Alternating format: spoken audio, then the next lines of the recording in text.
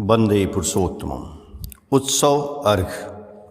पश्चिम बंगाल राज्य के superintendent of engineer office में एक गुरु भाई काम करते थे। उस ऑफिस के सुपरिटेंडेंट इंजीनियर लंदन में इंजीनियरिंग की पढ़ाई लिखाई किए थे। वे बहुत गंभीर स्वभाव के व्यक्ति थे। ऑफिस में उनको सभी श्रद्धा करते थे। उसी ऑफिस में एक गुरु भाई काम करते थे।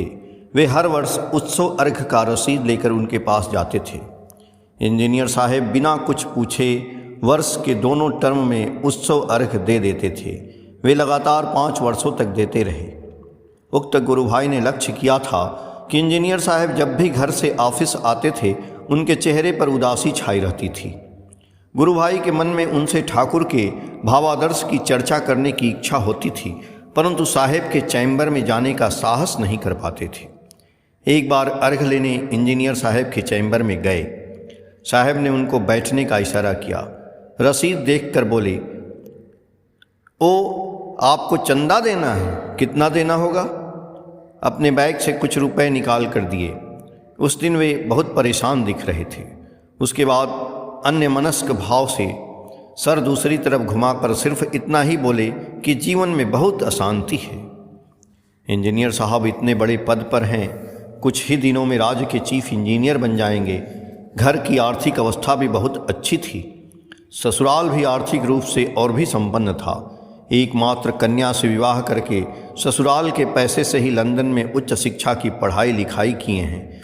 वे ससुराल की संपत्ति के उत्तराधिकारी भी थे, जिसका कोई अभाव नहीं था। उसे किस बात की अशांति थी? यह बात उक्त गुरु भाई को कुछ समझ में नहीं आ रहा था। चंदा देने के कुछ देर बाद इंजीनियर साहब ने कहा, आपके यहाँ के हाउजर मैन को मैं पहचानता हूँ।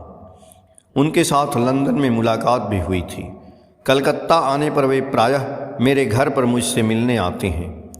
कई विशिष्ट ऋत्विकों का नाम लेते हुए बोले कि हाउजर मैन के साथ वे लोग भी आते हैं।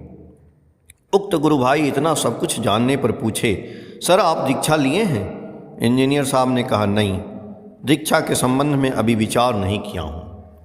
फिर उक्त गुरु भाई ने मन ही मन सोचा, जब इतना बड़ा सत्संग के कर्मीगण याजन किए हुए हैं तो मैं उन्हें क्या याजन करूँगा। यह सोचकर उक्त गुरु भाई ने कहा, सर आप ठाकुर का दर्शन करेंगे तो सब परेशानियाँ दूर हो जाएंगी। उसकी बातों पर इंजीनियर साहब तुरंत तैयार हो गए। दूसरे दिन ही सत्संग देवघर के लिए रवाना हो गए। रात को देवघर पहुँचे। सुबह इंजीनियर साहब को लेकर उक्त गुरु भाई श्री ठाकुर का दर्शन व प्रणाम करने गए।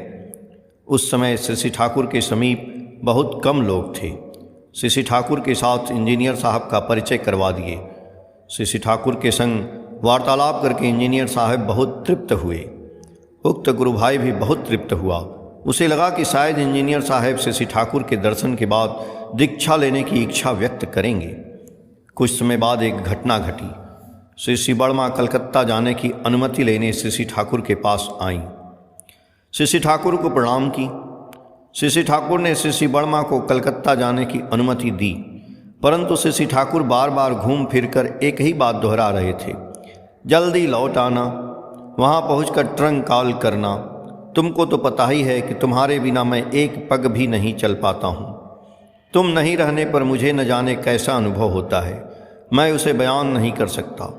तुमको तो सब कुछ पता ही है, मुझे कब क्या खाना है, क्या खाने से आसानी से पेट में पच जाएगा, मेरी रुचि अरुचि क्या है, मेरे पेट का अभिभावक तो तुम ही हो। 3-4 दिन से ज़्यादा नहीं रहना, जल्दी लौट आना। इस घटना के कुछ ही देर बाद इंजीनियर साहब श्री ठाकुर के नज़दीक से अचानक लापता हो गए। उनको लाने वाला व्यक्ति चाय नाश्ता के दुकानों में खोजते हुए गेस्ट हाउस में पहुँचे। वहाँ पहुंचकर देखते हैं कि इंजीनियर साहब अपना सामान वगैरह बांध कर जाने की तैयारी में बैठे हैं। उक्त गुरु भाई को देखते ही साहब का गुस्सा फूट पड़ा। वे कहने लगे, यही हैं आपके ठाकुर जिनकी आप लोग इतनी चर्चा करते हैं। साहब का हाव भाव और बातें सुनकर उक्त गुरु भाई घबरा गए। फिर पूछे, आप किस बात से इतना नाराज हैं? इंजीनियर साहब ऊंचे स्वर में बोले, किस बात से? आपके ठाकुर एक शरण हैं, पत्नी 4 दिनों के लिए कलकत्ता जा रही है, उसके लिए इतना परेशान है। इंजीनियर साहब की बातें सुनकर उक्त गुरु भाई भी थोड़ा तैस में आ गए और ऊंचे स्वर में बोले, ठाकुर ऐसा व्यवहार क्यों किए जानते हैं? वे आचरण करके आपको दिखलाए कि किस तरह से अपनी पत्नी के साथ व्यवहार करनी चाहिए। आप एक बार चिंतन करके देखिए, आपकी अशांति का कारण क्या है। आप क्या अपनी पत्नी के साथ कभी भी इस तरह से प्यार भरी बातें किए हैं? पत्नी के पैसे से पढ़ाई किए हैं, लंदन गए, उसके राजत्व में रहकर उस पर ही रोब दिखा रहे हैं। एक बार अपनी पत्नी के साथ बैठकर मधुर व्यवहार करके देखिए।